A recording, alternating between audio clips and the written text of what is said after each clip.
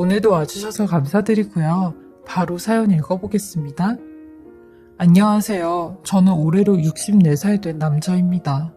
제가 이렇게 사연을 보내게 된 이유는 제 60평생 정말 말도 안 되는 일이 생겨서 이렇게 어렵사리 사연을 보내게 됐습니다.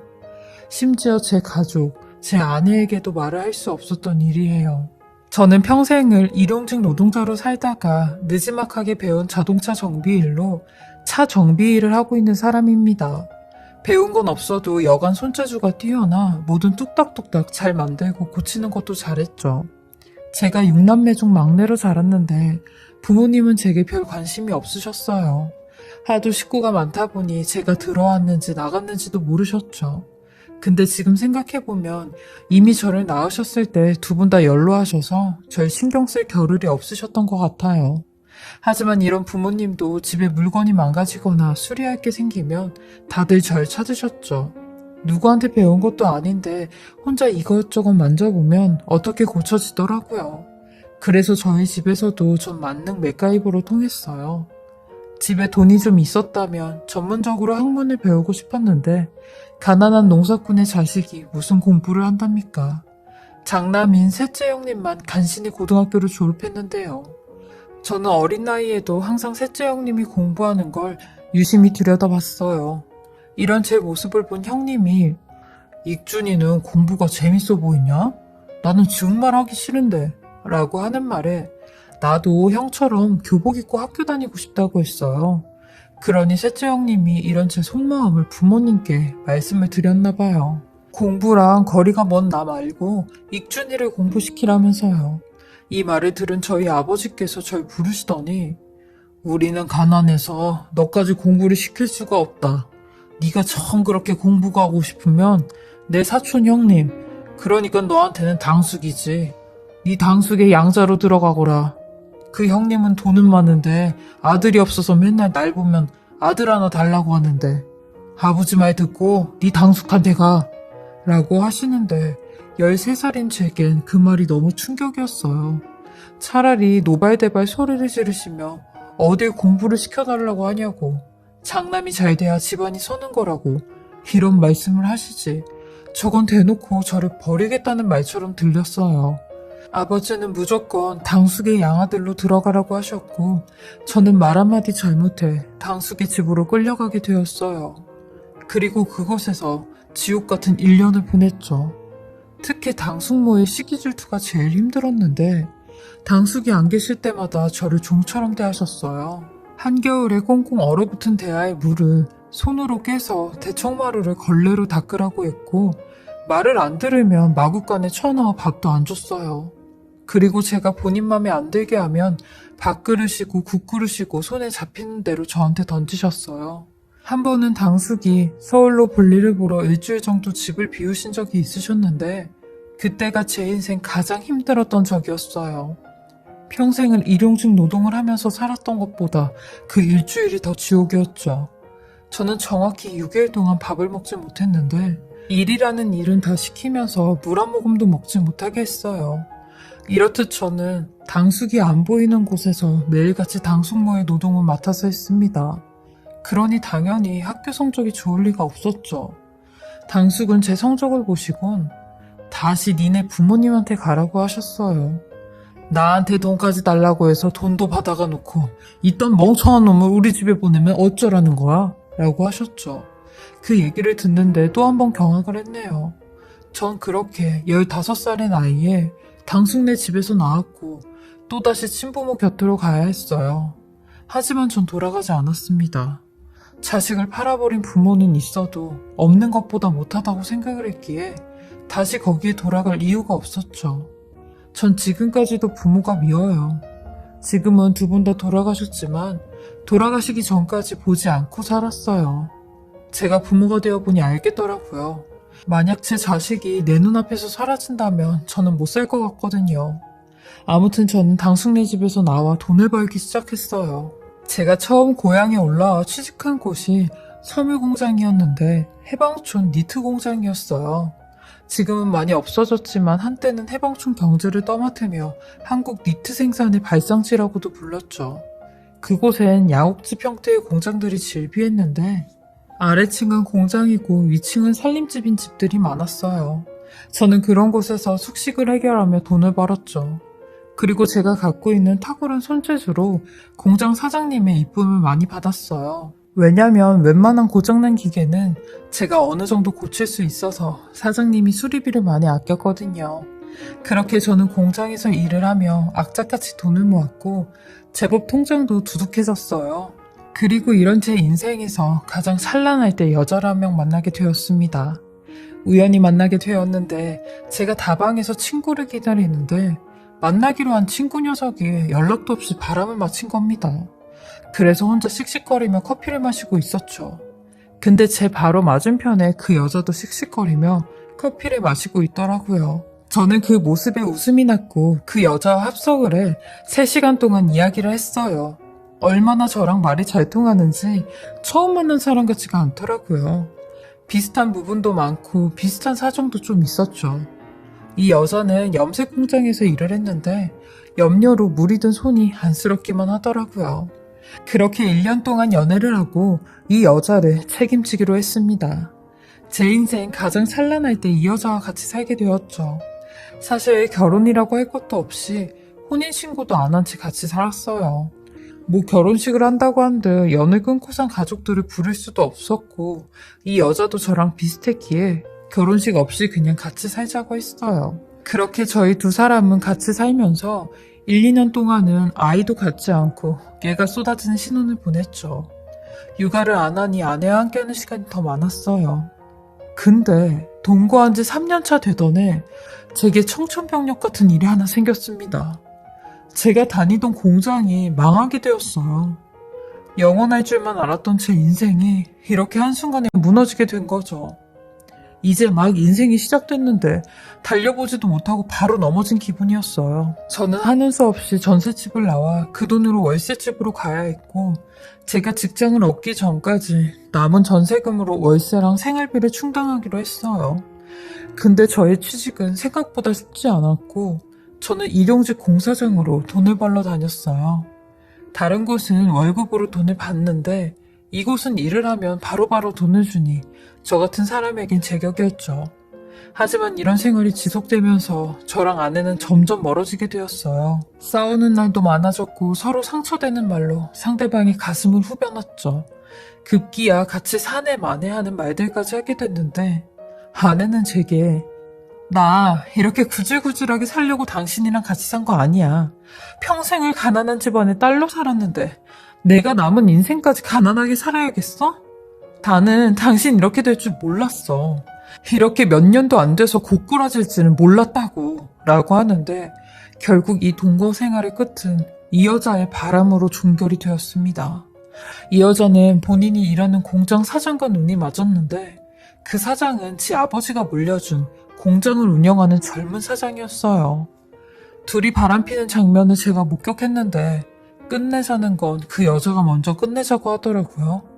어이가 없었어요. 잘못했다고 빌기도 모자랄 판국에 아이 없는 걸 다행으로 여기라며 헤어지자는데 그 여자 면전에 갖은 욕을 다하고 헤어지자고 했습니다. 비록 혼인신고는 안 했지만 4년 동안 진짜 내 아내라고 생각하며 살았는데 이렇게 뒤통수를 치다니 그 여자는 저를 한낱 돈 버는 기계로만 생각을 했더라고요. 전 이 여자와 헤어지고 난 뒤 정말 힘들었어요. 일도 하지 않고 술에 쩔어 살았죠. 나한테 진짜 못된 X인데 왜 그리도 잊혀지지가 않는지 모르겠더라고요. 그러다 그 여자를 잊어보려고 만난 다른 여자가 제 아이를 임신하게 된 겁니다. 한 6개월 정도 만난 여자였는데 그렇게 된 거죠. 전 사랑 없이 생긴 이 아이를 포기하고 싶었는데 이 여자는 아니었어요. 되려 저 같은 쓰레기를 사람으로 만들어주었죠. 정말 천사 같은 사람이었어요. 전 이런 천사 같은 사람을 위해서라도 정신을 제대로 차려야겠다고 생각했어요. 어쩌면 내 인연은 날 버린 그 여자가 아니라 내 아이를 가진 이 사람이겠구나 라는 생각이 들었어요. 그리고 내 아이와 이 여자를 위해 열심히 살아야겠다는 생각을 다시 하게 되었죠. 저는 임신을 한 제 아내를 데리고 혼인신고부터 했어요. 그렇게 혼인신고를 한 후 32년 동안 열심히 살았습니다. 많이 부족한 저를 남편으로 아버지로 생각해준 아내와 딸을 위해 힘들어도 힘든 내색 한 번 안 하고 열심히 살았습니다. 그렇게 살다 보니 하나밖에 없는 저희 딸 시집도 보내고 제 이름 앞으로 조그만 집도 하나 있고 노후 준비도 해놓을 수 있었죠. 그러던 어느 날 저희 딸이 연락이 왔어요. 지방으로 장례식장을 가야 되는데 사위가 출장을 가는 바람에 혼자서 거길 가야 된다며 저한테 좀 데려다 달라고 하는 겁니다. 저희 딸 32살인데 아직까지도 애기 같고 저를 많이 찾아요. 사실 제가 소문난 딸바보이기도 하고요. 아무튼 저는 그런 딸한테 두말하면 잔소리라고 아빠가 데려다 준다고 했어요. 그리고 남양주에 사는 딸을 데리고 전주에 있는 장례식장까지 가게 되었습니다. 전 딸에게 누구 장례식장인데 이렇게 먼 곳까지 가는 거냐고 물어봤어요. 그러니 사돈 총각의 예비 신부의 모친상이라고 하더라고요. 그러니까 저희 딸에게는 동서될 사람의 어머니가 돌아가신 거죠. 그래서 꼭 가야 하는 곳이라고 했죠. 원래 사돈 총각이 올 가을에 식을 올리려고 했는데 그 예비 신부의 어머니가 많이 편찮으셔서 식을 미뤘거든요. 근데 결국 돌아가시게 된 거죠. 장례식장에 도착을 했고 딸아이가 저한테 아빠도 같이 들어가자. 우리 시동생도 지금 여기에 있다니까 가서 인사도 나눌 겸 아빠 같이 가 라고 하는데 저도 사돈총각 본 지도 오래됐고 인사도 할 겸 같이 들어갔어요. 그리고 분향소로 찾아 들어갔죠. 그리곤 조문을 하려고 신발을 벗고 들어가는 순간 분향소에 있는 영정사진을 보고 온몸이 얼어붙고 말았습니다. 하마터면 그 자리에 주저앉을 뻔했어요. 그 이유는 영정사진에 있던 그 사람 다름 아닌 저랑 4년 동안 동거를 했던 그 여자였거든요. 38년 전 봤던 얼굴이지만 그 얼굴이 그대로 남아있었고 혹시나 하는 마음에 고인의 이름을 봤어요. 근데 저랑 동거를 했던 그 여자 이름이 맞더라고요. 저는 아무런 생각이 들지 않았고 어안이 벙벙한 채 큰 절을 올렸어요. 그리고 상주와 이야기를 나누는데 그 여자의 딸이 제게 인사를 하더라고요. 지 엄마의 눈을 똑 닮은 아가씨였어요. 아니 어떻게 이런 우연이 있는지. 그럼 저 여자의 딸이 저의 딸의 동서가 되는 거 아니냐고요. 저는 어떻게 조문을 했는지도 모르고 밖으로 나와 딸아이한테 잠깐 화장실 좀 다녀온다고 했습니다. 그리곤 한동안 멍하니 있었어요. 한편으론 온몸에 소름이 다 돋더라고요. 어떻게 나랑 동거했던 여자의 딸이 제 딸의 동서가 되는지 이게 무슨 운명의 장난인가 싶었네요. 그리고 다시 분향소로 돌아가니 맞은편 식당에서 딸과 사돈총각과 그 여자의 딸이 얘기를 나누고 있더라고요. 제가 들어가니 사돈총각이 저를 보며 사돈어른, 이 먼 곳까지 형수님하고 오시느라 정말 감사합니다. 아마 저희 장모님도 감사하게 생각하실 거예요. 라고 하니 그 여자의 딸도 네, 맞아요. 저희 엄마도 형님이랑 형님 아버님에게 감사하다고 생각하실 거예요. 여기까지 오셨는데 식사하시고 가세요. 저는 자리를 지켜야 될 것 같아서 먼저 일어나겠습니다. 하며 다시 분향소로 돌아갔고 사돈총각만 저희랑 같이 있었죠. 그리고 사돈총각으로부터 제가 몰랐던 그 여자의 얘기를 듣게 되었어요. 저희 장모님이 가족이 없으셔서 분향소가 좀 썰렁해요. 제 예비 신부가 장모님하고 단둘이서만 살았거든요. 그래서 장모님 돌아가시고 너무 많이 힘들어하네요. 라고 하는데 속으로 나를 버리고 부잣집 사장이랑 결혼을 한 걸로 아는데 그 사람이랑도 뭐가 잘 안 됐나 싶은 생각이 들었어요. 그리고 나서 식사를 다 하고 딸아이와 사돈총각과 셋이 올라왔습니다. 사돈총각도 회사 일 때문에 장례식 마지막 날 다시 온다며 저희랑 같이 올라갔죠. 그리고 집에 오니 저녁이 되었어요. 근데 자꾸 제 머릿속에 그 여자와 그 여자의 딸 생각이 떠나가질 않는 겁니다. 32년 전 다 잊었다고 생각을 했던 그 사람이 또다시 제 머릿속을 가득 채웠고 그 다음날 저도 모르게 제 몸이 그 장례식장으로 향하고 있더라고요. 제 아내와 제 딸을 생각하면 염치 없고 미친 짓을 하고 있는 거겠지만 무슨 연민이 남았는지 고인이 된 그 여자에게 다시 가고 있었어요. 전 장례식장에 도착해 분향소로 걸어가는데 혼자서 덩그러니 앉아있는 그 여자의 딸이 보였어요. 아무도 오지 않는 분향소를 혼자 지키는 그 모습이 안쓰럽더라고요. 그리고 저는 용기를 내 다시 분향소로 들어갔고, 역시나 그 여자의 딸은 제 모습을 보더니 화들짝 놀라더라고요. 형님 아버님 아니세요? 어제 오셨는데 오늘은 무슨 일로 오신 거세요? 라고 하더라고요. 그래서 저도 모르게 거짓말이 나왔어요. 실은 어제 내가 경황이 없어서 말을 못했는데요. 고인이 되신 박진숙 씨가 저 아는 동생이더라고요. 본지 하도 오래돼서 가물가물했는데 봤더라고요. 라고 했죠. 그러니 그 여자의 딸은 환한 미소를 보이더니 영정사진을 향해 엄마 너무 신기하다. 어떻게 우리 형님의 아버님이랑 아는 사이야? 엄마가 이분이랑 보통 인연이 아니었나 봐.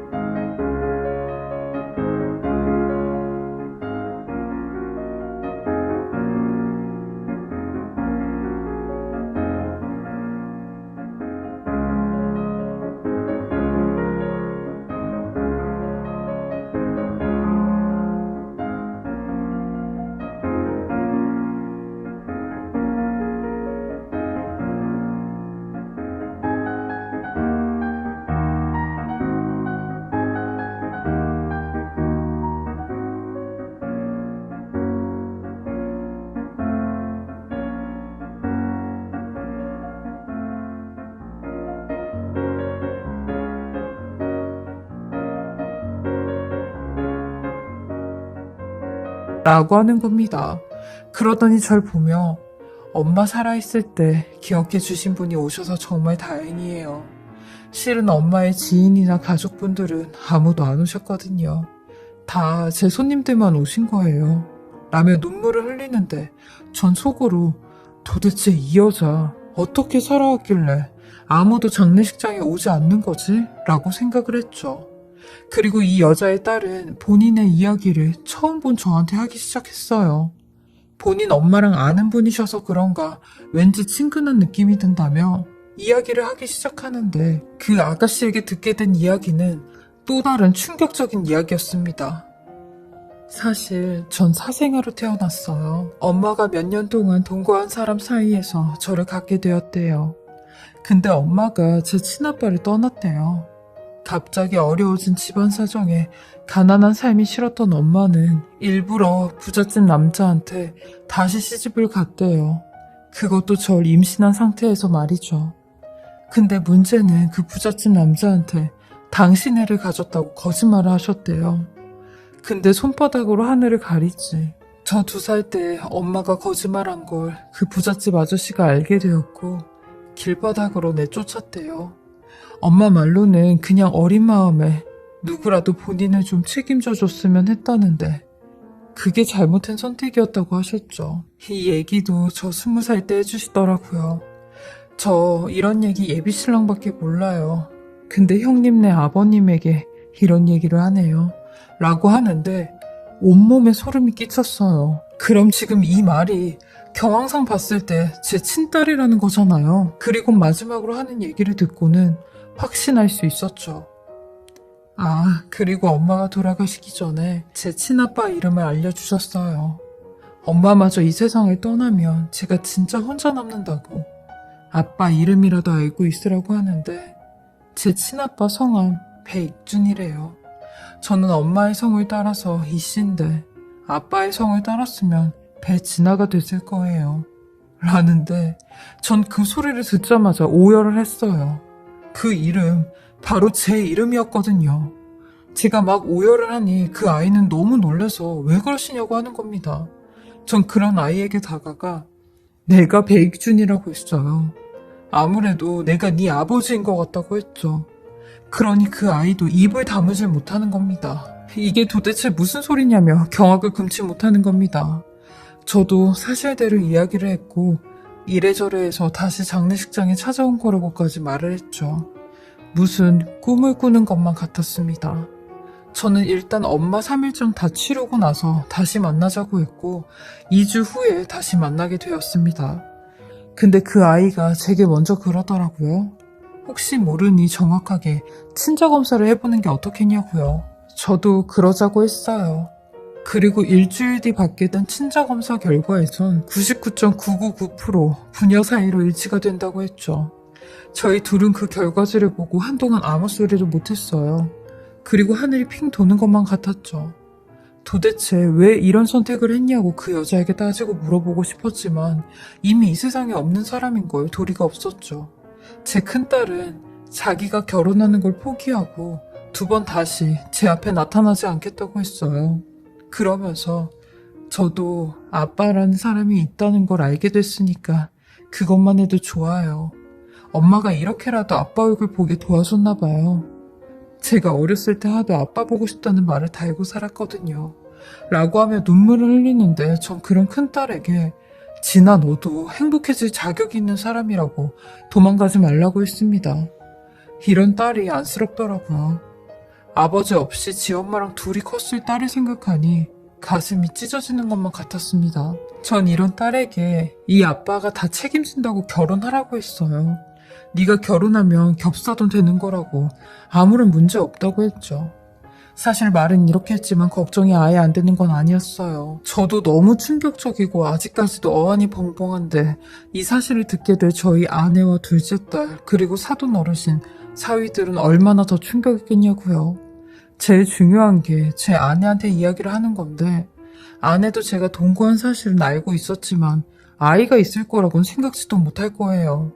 아마 적잖은 충격을 받겠죠. 거기에 겹사돈 얘기까지. 이 얘기를 어디서부터 어떻게 해야 할지 모르겠지만 거짓말을 하고 숨기는 건 말도 안 되는 일이니 마음의 준비 단단히 하고 있습니다. 제 기막힌 이야기 들어주시고 읽어주셔서 감사하고요. 많은 분들의 다양한 의견 부탁드립니다. 지금까지 커피앤톡이었습니다.